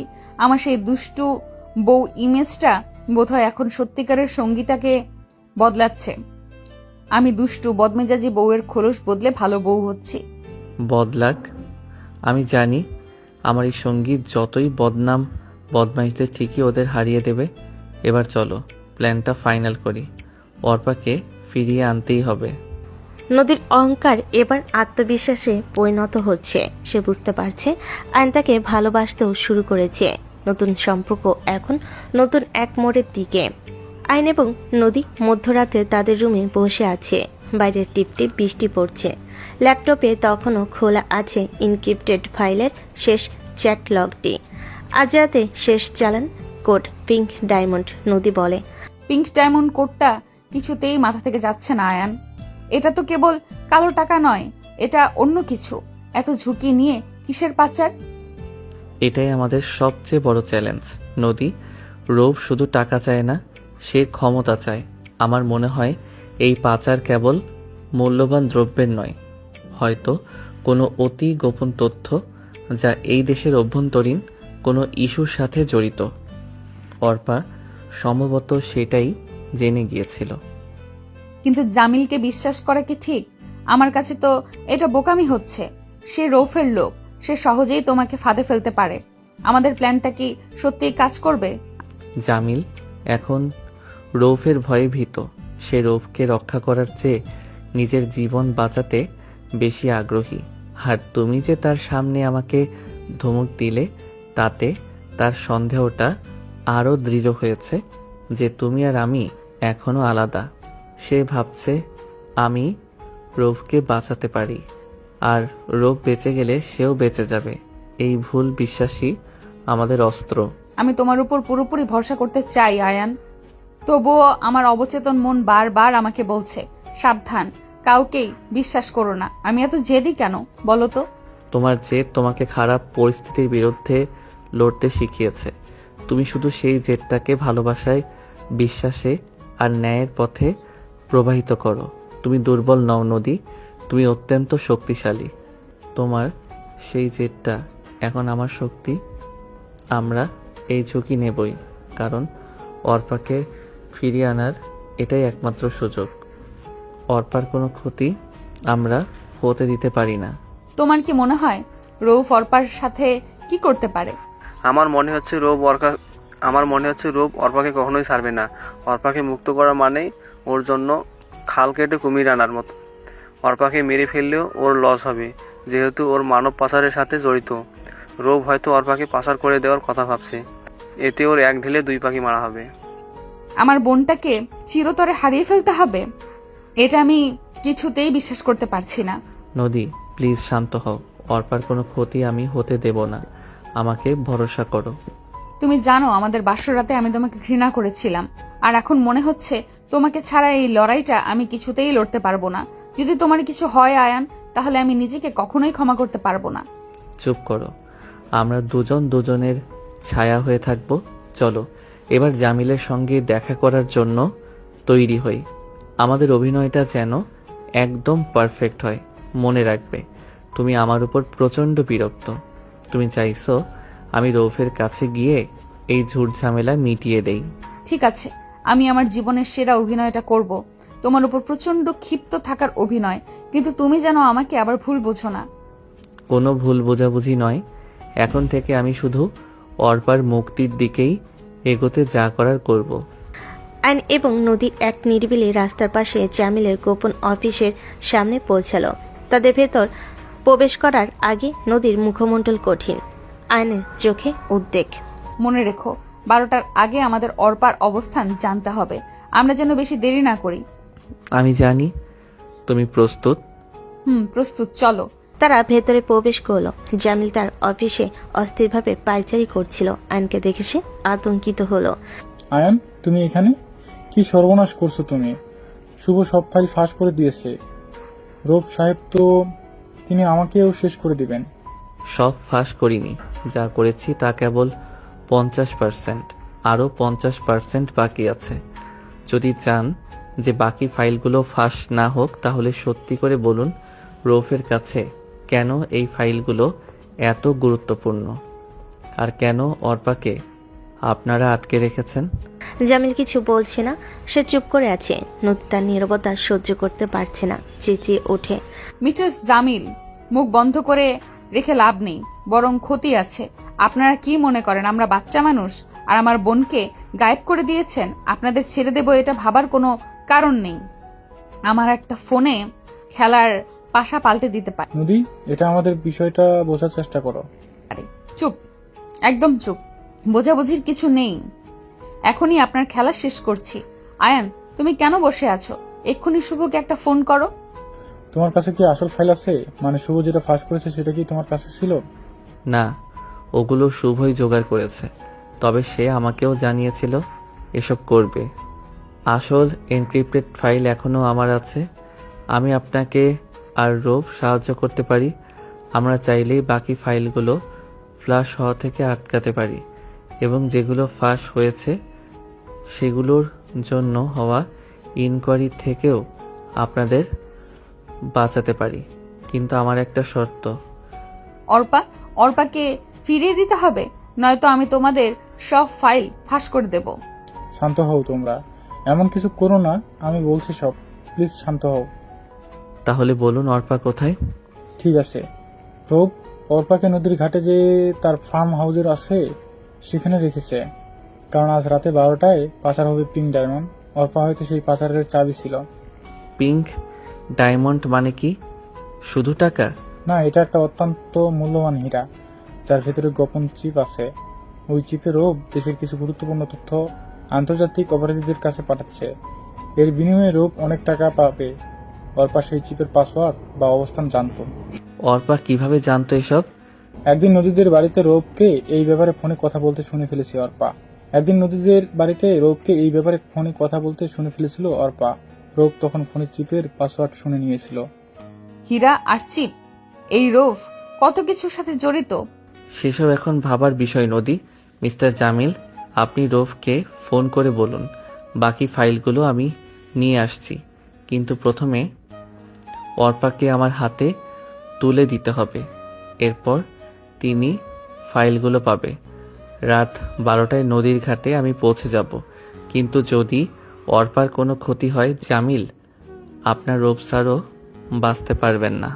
জামিল দ্রুত রূপকে ফোন করতে যায়। আইন নদীকে টেনে বাইরে নিয়ে এলো। হীরা পাচার, চিপ, এটা আমরা যা ভেবেছিলাম তার চেয়ে অনেক বড় ষড়যন্ত্র হতে চলেছে। আয়ান, তোমার উপর ভরসা না করলে আজ আমরা জানতেই পারতাম না এত সব। এখন আর হাতে সময় নেই। রাত 12টা বাজতে আর মাত্র 1 ঘন্টা বাকি। নদীর ঘাটটা খুব নির্জন। এটা আমাদের জন্য ফাঁদও হতে পারে। তুমি এখন কি করবে নদী? আমি তোমার সঙ্গে থাকবো, কিন্তু আমরা একা যাব না। আমি এখন কিছু পুরনো বন্ধুদের ডাকার ব্যবস্থা করছি, যারা আমাকে অন্ধের মতো বিশ্বাস করত। আমরা একটা ব্যাকআপ টিম তৈরি করব। তোমরা সাংবাদিক বন্ধু শুভকেও খবর দাও। এটাই তো আমি দেখতে চেয়েছিলাম নদী, তোমার সাহস। চলো, আর 1 মিনিটও দেরি নয়, আমাদের শেষ লড়াই শুরু। তারা দুজন একসঙ্গে ছুটে চলো। তারা এখন কফিনে শেষ পেরেকটা মারতে চায়। রাত 11:40। রৌফের ফার্ম হাউসের কাছাকাছি নদীর ঘাট, ঘন অন্ধকারে ডুবে আছে চারিদিক। এতক্ষণ টিপ টিপ বৃষ্টি পড়ছিল, এখন জমে গেছে, এখন থেমে গেছে, কিন্তু হাওয়া থমথমে। দূরে একটি মালবাহী নৌকার আবছা কাঠামো দেখা যাচ্ছে। আইন এবং নদী একটি পুরনো গাছের আড়ালে লুকিয়ে আছে। নদীর পাশে তার পুরনো ক্যাম্পাসের কয়েকজন বিশ্বস্ত বন্ধু লুকিয়ে আছে। দূরে শুভর টিম ক্যামেরা সহ প্রস্তুত। আইনের কাছে একটা খেলনা ওয়াকিটকি, যেটা সে জমিলার সঙ্গে যোগাযোগের জন্য ব্যবহার করেছে। আয়ান, আর মাত্র 20 মিনিট। ওরা অর্পাকে আনবে তো? আমার খুব ভয় করছে, যদি এটা ফাঁদ হয়। ফাঁদ হোক বা না হোক, আমাদের যেতে হবে। রৌফ টাকা আর ক্ষমতা ছাড়া কিছু বোঝে না। সে হয়তো বিশ্বাস করেছে আসল ফাইলটা আমার কাছে। আমরা তার দুর্বলতাকে ব্যবহার করছি। মনে রেখো, তোমার বন্ধুরা আমাদের ব্যাকআপ, কিন্তু প্রথমে আমাদের দুজনকেই যেতে হবে। ঠিক আছে, কিন্তু তুমি কোনো হিরোগিরি দেখাবে না, তুমি শুধু কথা বলবে। আমি শুধু অর্পাকে চাইব, আর রৌফ চাইবে ফাইল। এখন যাও, তোমার বন্ধুদের বলো, যদি 1 মিনিটের মধ্যে আমি অর্পাকে নিয়ে ফিরে না আসি, তবে যেন ওরা ঘাটে এসে হামলা করে। নদী দূরত্ব গিয়ে তার বন্ধুদের শেষ নির্দেশনা দিল এবং ফিরে এলো। ওরা প্রস্তুত, শুভ ক্যামেরা অন করে দিয়েছে। চলো তাহলে। আয়নার নদী ধীরে ধীরে ঘাটের দিকে এগিয়ে গেল। কিছুক্ষণের মধ্যে তারা মিস্টার রৌফ এবং তার 2 সন্ত্রাসী দেহরক্ষীর মুখোমুখি হয়ে যায়। তাদের মাঝে অর্পাকে দেখা গেল, যার হাত মুখ বাঁধা। অর্পা এখন অজ্ঞান। আয়ান খান আর আমার প্রিয় নদীর মেয়েটা, আমি জানতাম তোমরা আসবে। ফাইলটা কোথায়? ফাইল পরে, আগে অর্পা, তাকে ছেড়ে দিন। তোমার সাহসটা একটু বেশি হয়ে যাচ্ছে না আয়ান? তুমি আমাকে আদেশ করছো? ভুলে যেও না, তোমার স্ত্রী আর পরিবারের নিরাপত্তা এখনো আমার হাতে। আমার পরিবার? আপনি আমার বাবাকে ঠকিয়েছেন, আপনি আমার বোনকে অপহরণ করেছেন, আপনি আমাদের পরিবারের বন্ধু ছিলেন না, আপনি ছিলেন একটা কাল ছাপ। তোমার অহংকার এখনো কমেনি দেখছি। শোনো নদী, তোমার জন্যই এই ঝামেলা। আমি চেয়েছিলাম আমার যত অনৈতিক কর্মকাণ্ড গোপনে চলুক, কিন্তু তুমি আমার ব্যবসার পথেই কাটা হয়ে দাঁড়ালে। এইসব কথা এখন মূল্যহীন। আপনার লোকজনকে বলুন অর্পার বাঁধন খুলতে। ফাইল আমি দিয়ে দিচ্ছি, আপনারা অর্পাকে ছেড়ে দিন। চালাকি করছো? ফাইলটা হাতে না পাওয়া পর্যন্ত অর্পাকে আমি কিছুতেই ছাড়বো না। ফাইলটা নিয়ে এসো। অপেক্ষা করুন, ফাইলটা এনক্রিপ্টেড। এর পাসওয়ার্ড অর্পার কাছে আছে। পিঙ্ক ডায়মন্ডের চিপটা কোথায় লুকিয়ে আছে সেই তথ্য অর্পার কাছে। আমি আপনাকে ফাইল দেব, কিন্তু অর্পাকে আমার কাছে দিন। আমি তাকে নিয়ে গিয়ে ফাইল ডিক্রিপ্ট করে দেব। ডিক্রিপ্ট না, আমার কাছে সময় নেই। পাসারের নৌকা তৈরি। রৌফ গার্ডের দিকে ইশারা করতে গার্ডরা ফাইলটা জোর করে আদায় করার জন্য আয়নের দিকে এগিয়ে আসতে থাকে। দাঁড়াও, যদি আয়নের কিছু হয় মিস্টার রৌফ, আপনি জানেন না আমি কে। আমি আপনাকে ছাড়বো না। আমি জানি তুমি কে। তুমি একটা অহংকারী মেয়ে, যার জেদ ছাড়া আর কিছুই নেই। তুমি আমার কিছুই করতে পারবে না। আমি আপনাকে আপনার সবচেয়ে মূল্যবান জিনিস থেকে বঞ্চিত করব, পিঙ্ক ডায়মন্ড। চিপটা অর্পার কাছে নেই, সেটা আমার কাছে। অর্পা আমাকে দিয়েছিল। নদী, কি বলছো তুমি? তুমি চুপ করো, আমি এসব ঝামেলার চাই না। রৌফের দিকে তাকিয়ে বলো, হ্যাঁ, চিপটা আমার কাছে, কিন্তু আমি সেটা যেন অটোমেটিক্যালি ডিলিট হয়ে যায় তার জন্য টাইমার সেট করে রেখেছি। আমার হাতে 5 মিনিট সময় আছে। যদি অর্পাকে না ছাড়েন তাহলে আমার কিন্তু আর কিচ্ছু করার থাকবে না। মিথ্যা, তুমি মিথ্যা বলছো। বডিগার্ড, নদীকে ধরো। যখন বডিগার্ড নদীকে ধরতে এগিয়ে আসে, ঠিক তখনই আইন বিদ্যুৎ গতিতে বডিগার্ডের উপর ঝাঁপিয়ে পড়ে। একই সময়ে নদীর বন্ধুরা পেছন থেকে বেরিয়ে এসে বাকি গার্ডদের উপর আক্রমণ করে। সংঘাত শুরু হয়ে যায়। নদী অজ্ঞান অর্পার কাছে ছুটে যায়। অর্পা, চোখ খোল বোন, চোখ খোল না প্লিজ। এই অর্পা, আমার কথা শুনতে পাচ্ছিস বোন? কথা বল, চোখ খোল বোন আমার। আয়ান, অর্পা চোখ খুলছে না, কথাও বলছে না। তুমি অর্পাকে নিয়ে পালাও, আমি আসছি। এসবের মাঝখানে হঠাৎ রূপ রিভলভার বের করে। আমি তোমাদের দুজনকেই শেষ করে দিব, কাউকেই ছাড়বো না। যার কাছেই থাকুক আমার ফাইল আমাকে ফিরিয়ে দাও। ফাইল? ফাইল তো আমার কাছে নেই। আমার সাংবাদিক বন্ধু শুভ এই ফাইলগুলো সব এতক্ষণে ফাঁস করে দিয়েছে। আমি যদি শেষ হয়ে যাই তাহলে তোমাকেও শেষ করে দেবে আয়ান। তোমাকে মরতে হবে আয়ান, আর কোনো অপশন নেই। ঠিক সেই মুহূর্তে আড়াল থেকে শুভর সাংবাদিক টিম বের হয়ে এলো। তাদের ক্যামেরায় ফ্ল্যাশ চলছে। মিস্টার রফ, আমরা সাংবাদিক, আপনার সব অপরাধের প্রমাণ আমাদের হাতে। না, এভাবে আমি শেষ হতে পারি না, কিছুতেই না। আমি কাউকেই ছাড়বো না। নদী অর্পাকে নিয়ে নিরাপদ স্থানে চলে যায়। এদিকে আয়ন রফকে জাপটে ধরে যেন রূপ পালাতে না পারে। ততক্ষণে পুলিশও সেখানে এসে পৌঁছেছে। আয়নের কথা পরিকল্পনা নিখুঁতভাবে সফল হয়েছে। রফকে পুলিশ ধরে নিয়ে যায়। তার সকল অপরাধের প্রমাণ এখন পুলিশের হাতে আছে। পরের দিন হাসপাতালে অর্পা সুস্থ। আয়ন এবং নদী পাশাপাশি বসে আছে। তুমি অবিশ্বাস্য আয়ান, তুমি জামিলকে চাপে ফেলে রোজকে পুলিশের হাতে তুলে দিলে, সাথে আমার বোনটাকেও বাঁচালে। তুমি আমাকে আমার পরিবারকে বাঁচানোর জন্য নিজের জীবন বাজি রেখেছিলে। তুমিও তো কম যাও না মিসেস খান। তুমি যখন রোভকে বললে সব ফাইল তোমার কাছে আছে, তখন তুমি জানো না সেই মুহূর্তে ভয়ে আমার দম বন্ধ হয়ে গিয়েছিল। আমার অহংকার জেদ কখনোই আমাকে ভয় পেতে শেখায়নি, কিন্তু তোমাকে হারানোটা আমি আর সহ্য করতে পারতাম না। তুমি আমাকে অনেক বদলে দিলে আয়ান, অনেক কিছু শিখিয়েছো তুমি আমাকে। সবচেয়ে গুরুত্বপূর্ণ যা শিখিয়েছো তা হলো মানুষকে বিশ্বাস করা, ভরসা করা। আমাদের বিয়েটা হয়েছিল বাধ্যবাধকতার চাদরে, কিন্তু এই কটা দিনে তুমি আমার সেই অহংকারী জেদি বউ থেকে সত্যিকারের সঙ্গী হয়ে উঠেছ। আমাদের সম্পর্কের শুরুটা ভুল ছিল, কিন্তু শেষটা নয়। আমাদের শেষ নয় আয়ান, এটা আমাদের নতুন শুরু। আমি আমার সব অহংকার তোমার কাছে জমা দিলাম। এখন থেকে আমি এক নতুন মানুষ হিসেবে নিজেকে গড়ব, আর সব সময় আমি তোমার পাশে থাকব। এখন থেকে আমাদের জীবন শুধু অভিনয় হবে না নদী, এখন থেকে শুধু ভালোবাসা থাকবে। আর হ্যাঁ, তোমার সেই জেদটা যেন হারিয়ে না যায়, কারণ এই জেদি বউটাকেই আমি ভালোবাসি। আমার এই জুনিয়র স্বামীও আমার কাছে স্পেশাল। আর তুমি আমার অহংকারী জেদি দুষ্টু নাক উঁচু সিনিয়র বউ। তো দর্শক, আজকের গল্পটির থেকে এখানেই বিদায় নিচ্ছি, আর অপেক্ষা করুন পরবর্তী গল্পের জন্য। সেই পর্যন্ত ভালো থাকবেন এবং লাইক, কমেন্ট, শেয়ার করে আমাদের সাথেই থাকুন। আর নতুনরা কিন্তু সাবস্ক্রাইব করতে ভুলবেন না। আল্লাহ হাফেজ।